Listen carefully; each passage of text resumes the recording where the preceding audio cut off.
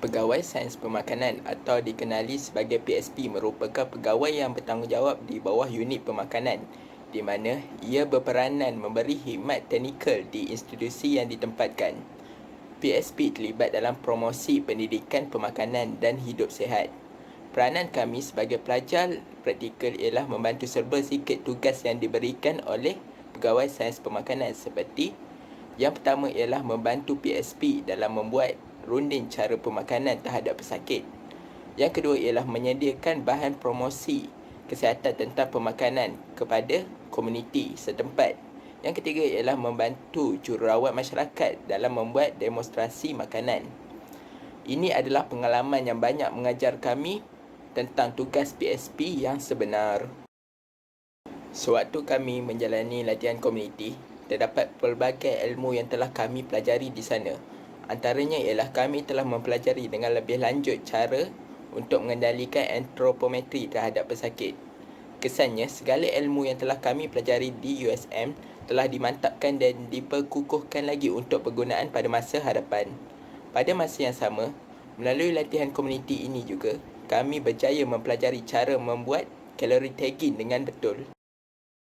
Tidak kurangnya di USM, kami telah mempelajari pelbagai ilmu, terutama ilmu dalam membuat perbentangan atau dalam bahasa Inggerisnya ialah presentation. Melalui perbentangan, soft skill yang ada pada diri kami dapat dipertingkatkan. Soft skill ini juga telah berjaya kami aplikasikan di tempat latihan kami ketika kami melakukan RCP terhadap pesakit dan juga ketika kami melakukan ceramah terhadap komuniti. Untuk maklumat, tempat latihan komuniti kami ialah klinik kesihatan. Klinik kesihatan pada masa kini bukan sahaja berperanan sebagai memberi rawatan kepada pesakit, tetapi ia juga menjadi pengurus kepada pesakit dalam usaha untuk meningkatkan lagi tahap kefungsian pesakit. Antara lain fungsi klinik kesihatan ialah membuat surveillance epidemiologi, pencegahan dan pengawalan penyakit atau masalah kesihatan awam. Yang kedua ialah membantu dalam membangunkan polisi dan perancangan dalam kesihatan awam. Yang ketiga ialah melaksanakan pengurusan strategik dalam sistem kesihatan dan sebagainya.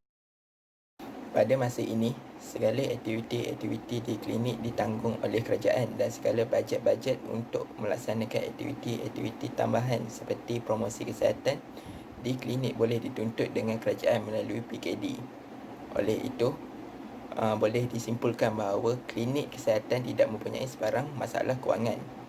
Dalam era pandemik COVID-19 ini juga, institusi ini tidak akan terjejas kerana klinik kesihatan merupakan klinik di bawah tanggungan kerajaan dan jumlah pesakit yang mendaftar di klinik tersebut sentiasa konsisten walaupun kes-kes positif COVID-19 di negara kita semakin meningkat.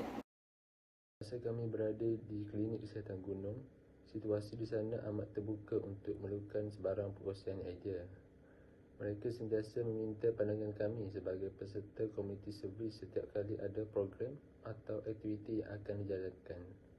Sebagai contoh, semasa kami melakukan persediaan program catering sihat, Puan Syurafak dan Puan Wan meminta kami untuk melakukan perubahan pada contoh makanan sihat yang lebih menarik minat pelajar.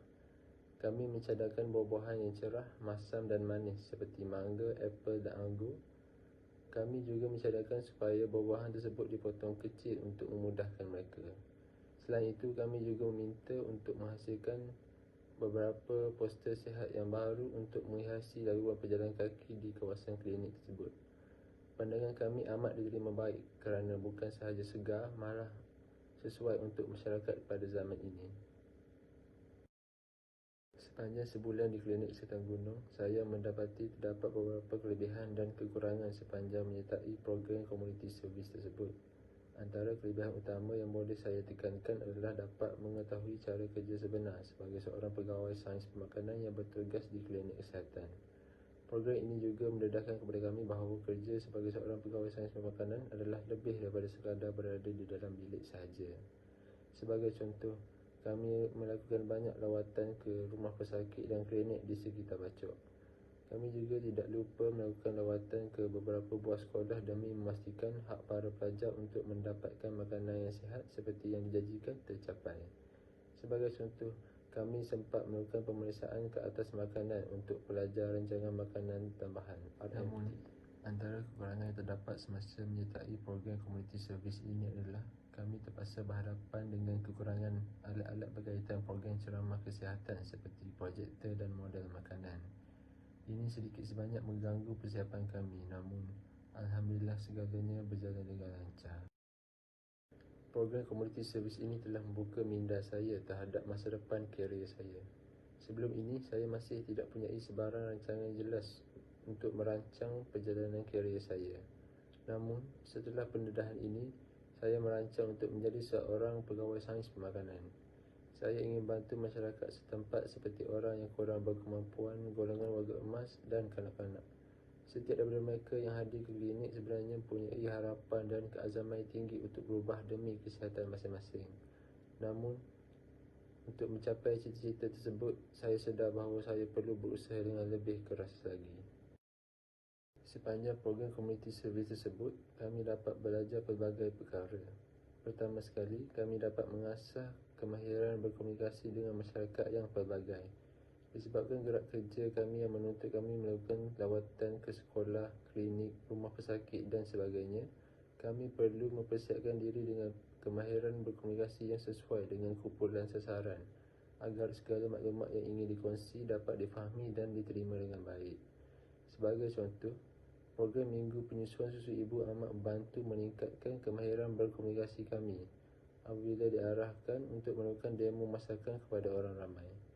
Selain itu, kami juga dapat belajar untuk menguruskan segalanya secara bersendirian.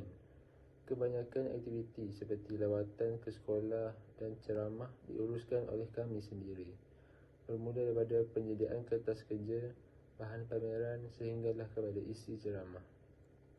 Ini amat memerlukan disiplin individu yang tinggi untuk bergerak secara bersendirian dan memastikan segalanya berjalan mengikut jadual. Sebagai contoh, kami melakukan semua perkara tersebut semasa menganjurkan program seminar catering sihat di Pejabat Kesihatan Daerah Bacok.